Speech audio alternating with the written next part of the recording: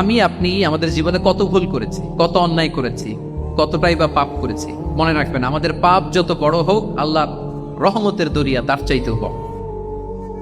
ইন্না মা'আল উসরি ইউসরা ফাইন্না মা'আল উসরি ইউসরা, and verily with every hardship there is an ease.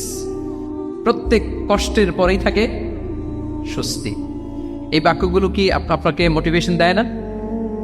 এই কথাগুলো কি আপনাকে চাঙ্গা করে না? আপনার জীবনে ইন্সপিরেশন হয়ে আসে না এই কথাগুলো? ওয়ালা তাহিনু ওয়ালা তাহসানু ওয়া আনতুমুল আ'লাউনা ইন কুনতুম মুমিনিন। চিন্তা করো না, হতাশ হয়ো না, তোমাদেরই বিজয় হবে যদি তোমরা মুমিন হও। আল্লাহু আকবার। তাহলে আপস এন্ড ডাউনস থাকবে, এবং মুমিন জীবনে তো হতাশা থাকবেই না। কারণ আমার জীবনে যদি কোনো কষ্টের ঘটনা ঘটে, এটার জন্য আমি রিওয়ার্ড পাবো। আমি যদি অসুস্থ হই, আমার প্রত্যেক অসুস্থতার কারণে আমার পাপ মোচন হয়। সুবহানাল্লাহ পড়ে। আপনার জ্বর হয়েছে, এই জ্বরের কারণে আল্লাহ আপনার গুনাহ মাফ করুন। আপনি ব্যথা পেয়েছেন, অসুস্থ হয়েছেন, আল্লাহ তাআলা গুনাহ মাফ করে দিও। তাহলে হতাশার কোনো সুযোগ আছে বলেন?